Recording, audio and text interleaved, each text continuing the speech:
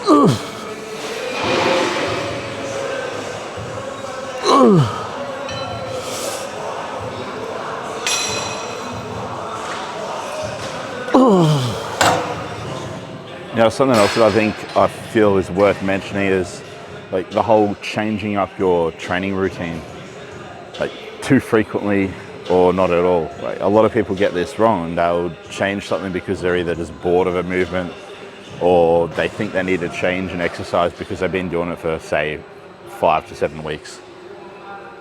But here's the thing, like if an exercise is still working, you're still slowly progressing on it. Doesn't mean that you have to be progressing on it every week, but if you're just slowly over time progressing on that movement still, and you're getting results, like there is no rational reason to rotate it out of your training and swap it with something else. Like the purpose of changing exercises is it serves as a tool that you can utilize when you hit a plateau, when things stagnate in your training.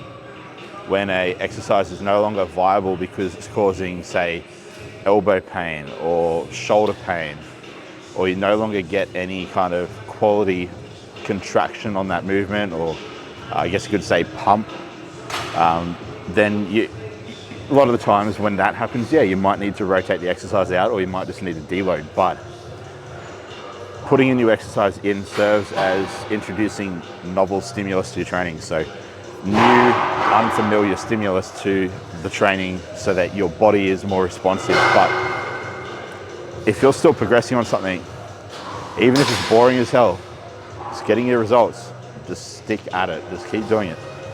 There is plenty of exercises in my training. I can't think of a single time in my lifting career where I haven't not had a handful of exercises that I do not enjoy, but because they're still progressing, I kept them in my training. You need to have that mentality toward training. Training in the gym, I mean, unless if you're just looking to enjoy yourself, if you want actual real results, the best results that you can get, training in the gym, yeah, enjoyment matters, but it's not the be all end all. You're not going to always enjoy the process 100% of the time. And you've got to come to terms with the fact that there are going to be movements and exercises that you are going to dislike or just not be that fond of. But if you really want to maximize your progress, if you're wanting to be a bodybuilder, for example, shut the fuck up and do the work. It's as simple as that.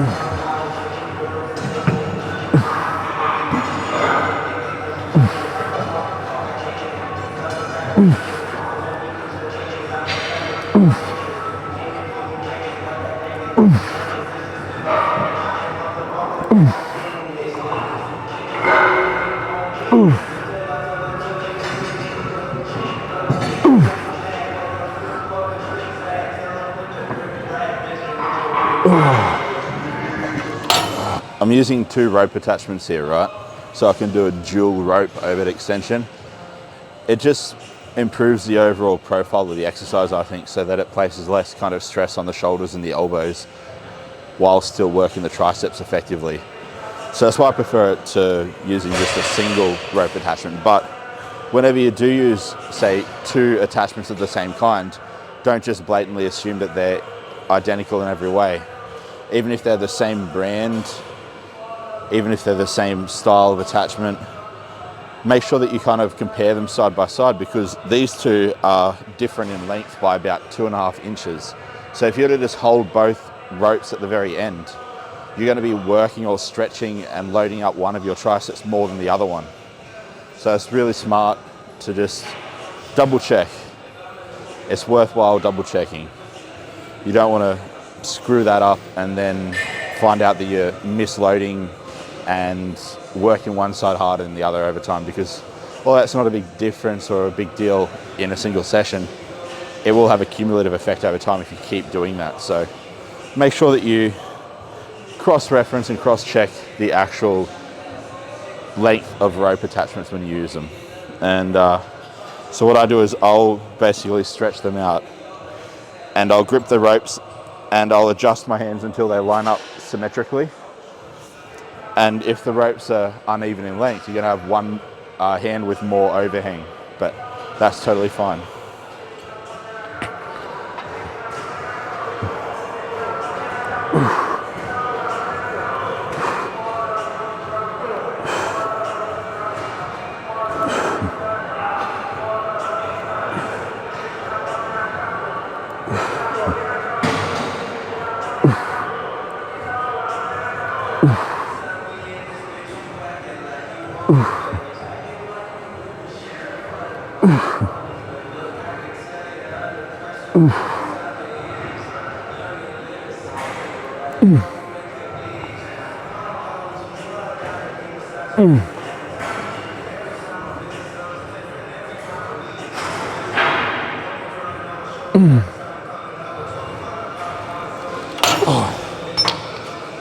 So for pressure curls this week, I'm going to go a little bit heavier than I did last week in this session.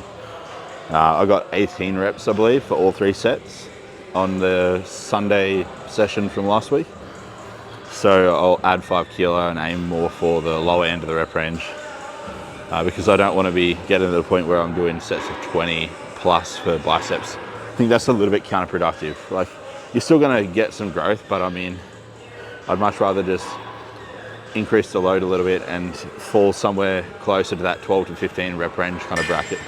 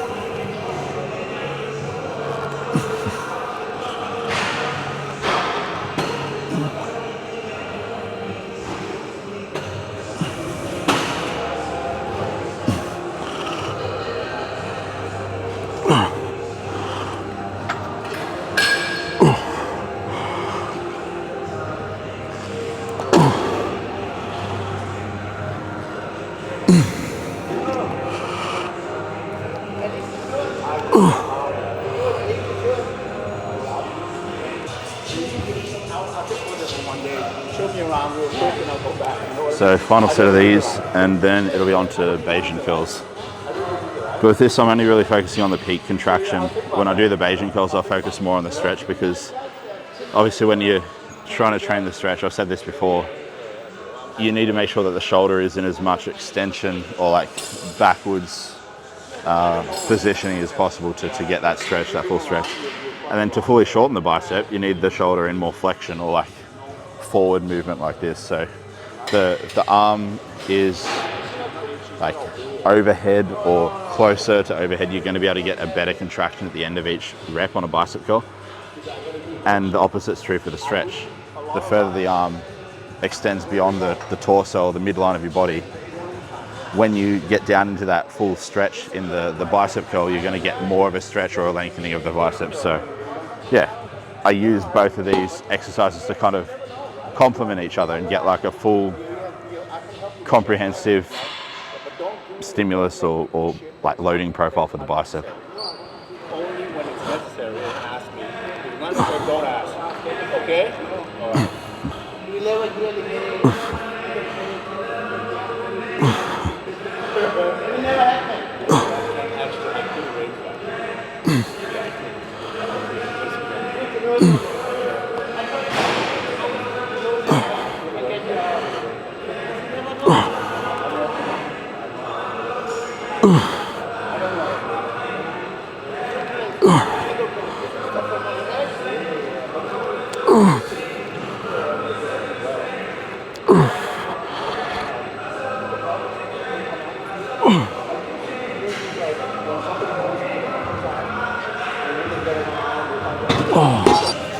For the rep range I'm working in today, 60.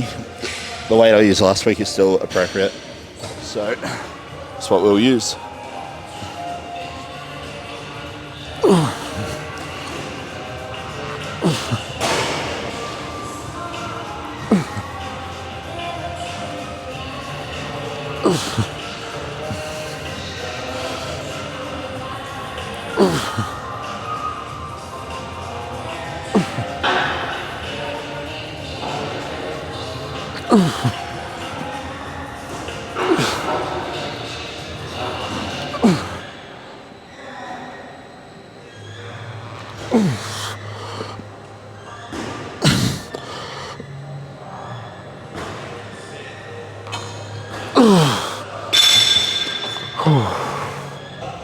I screwed up.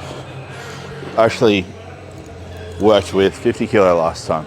This is 60, so an extra 10 kilo, but that's probably the reason why I'm only getting 3 less reps and not getting the same 13. So last week I did 50 and I was getting 13 reps per set. Today I just got 10 with 60, so still comparably that I would say if I were to kind of, compare them, still better than last week. Like it still would be a PB on top of last week. If I were to have done 50, I reckon I probably would have gotten 14 reps. So yeah.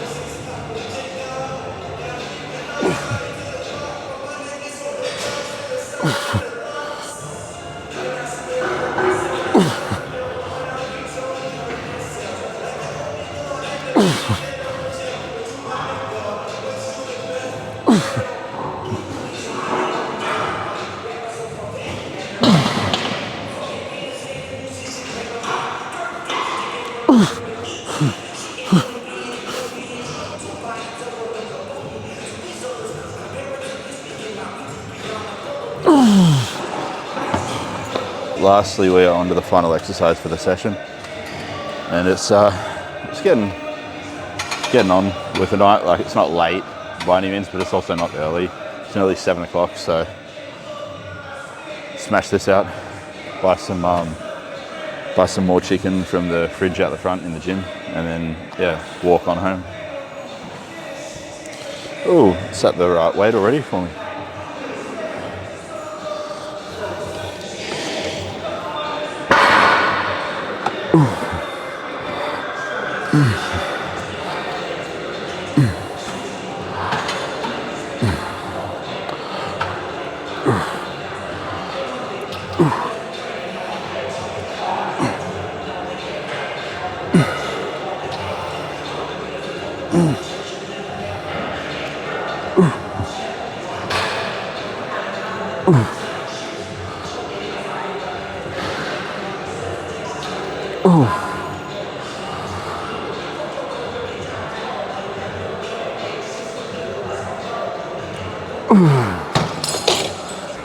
So when it comes to like curling machines, I'm usually not a big fan of them, but unless if it's like a good preacher curl, of course. But this one in particular is a real good piece of kit. It's by Flex Fitness. They're no longer in the, I guess you could say, gym equipment game. Like, they no longer really exist.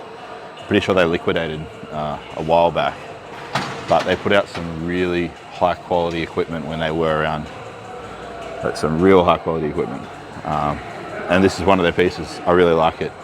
You get good tension on the muscle through the full range of motion. So yeah, or through the full range of the movement, I should say, not range of motion, but full range of this movement, not necessarily the range of motion of the muscle that you're training.